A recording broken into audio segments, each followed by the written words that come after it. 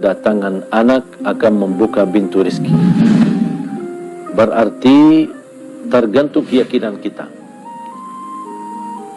Orang dahulu zaman jahiliyah ketika menerima wanita, anak yang lahir adalah perempuan, mereka bunuh.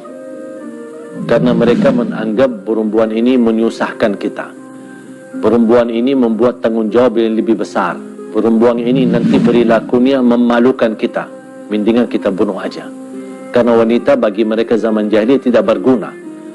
Beda sama laki-laki. Zaman jahiliyah dianggap laki-laki adalah orang tegar, orang yang bisa bermanfaat buat keluarganya. Nanti dia bisa ikut perang sama bapaknya, dan dia bisa berjuang mencari rezekinya. Dengan kedatangan Islam, Allah Subhanahu wa taala melalui Islam memberikan perhatian, kehormatan, keistimewaan, kemuliaan bagi kaum wanita. Dan keturunan semua wanita maupun laki-laki akan mendapatkan anugerah rezeki, apalagi mereka kalau salih-salihah.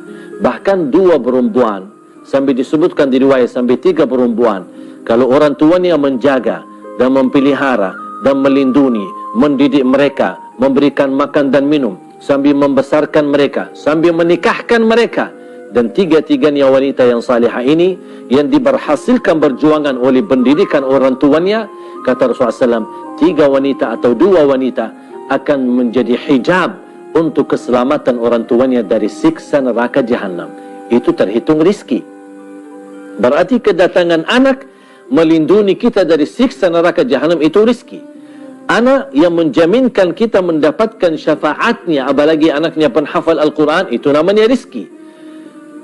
Walaupun ada orang berkata, kalau memang keturunan ini adalah membuka pintu rizki, kenapa kita melihat banyak warga du'afa, justru anaknya banyak. Dibanding orang kaya, mungkin orang kaya membatasi 2 anak atau 1 anak. Tapi kalau orang miskin, justru anaknya Masya Allah banyak. Tapi semakin banyak anaknya, nampaknya kehidupan mereka tidak berubah, bahkan semakin susah dan sengsara. Jamaah sekalian, kalau kita mempandangi dalam hal ini, apa yang kita lihat, memang warga du'afa banyak anak tapi susah. Orang selain du'afa, anaknya cuma 1 tapi kekayaannya luar biasa, penghasilannya luar biasa. Ini ada orang berkata seolah-olah tidak adil. Kenapa? Mana keadilan Allah? Katanya banyak anak, Allah jaminkan rezekinya. Saya akan tunjukkan. Pengalaman saya ketika saya keliling bertemu dengan warga du'afa. Walaupun mereka memiliki banyak anak, tapi subhanallah anaknya itu kebahagiaannya luar biasa, tidak terhingga. Dan semuanya sehat walafiat. Dan saya mengenal banyak orang kaya yang memiliki keluarga, tapi banyakkan di antara anak-anak mereka adalah yang sakit. Ada yang sakit jantung, ada yang sakit otaknya, ada yang sakit penyakit dalam, berbagai macam. Saya pernah berkunjung kepada satu keluarga ketika saya kenal seorang buta, dan beliau ajak saya temenin untuk ke rumahnya. Begitu saya masuk ke rumahnya, saya dibawa masuk ke ruang tamu, kemudian tiba-tiba datang adiknya. Ternyata adiknya buta. Terus datang adiknya lagi, lebih kecil lagi. Dan dia kenalkan, ini adik saya yang satu lagi. Ternyata buta. Dan saya kaget. 3 saya bertemu satu keluarga, 3-tiganya buta. Saya tanya, ini kok gimana ini kondisi? Dia menjawab, kami semua keluarganya keluarga buta. Ini kan ujian. Makanya jamaah sekalian, ketika kita melihat warga du'afa, jangan kita pandangi keturunan rizki. Mana rizkinya? Sebenarnya rizki mereka ini bisa bersatu. Itu namanya rizki.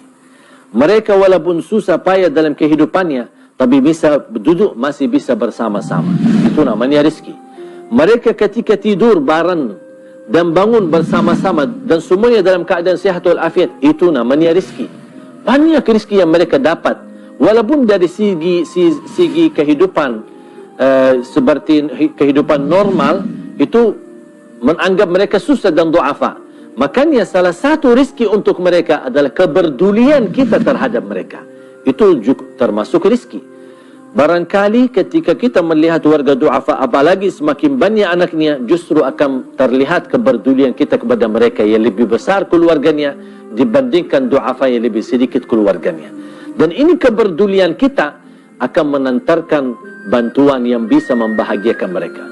Sebenarnya kelemahannya dan kesalahannya bukan keluarga du'afa memiliki banyak keturunan, tetapi kesalahan kita yang mampu belum merasa berduli terhadap mereka. Kalau setiap orang kaya berduli kepada warga du'afa, saya yakin dan percaya tidak ada warga du'afa lagi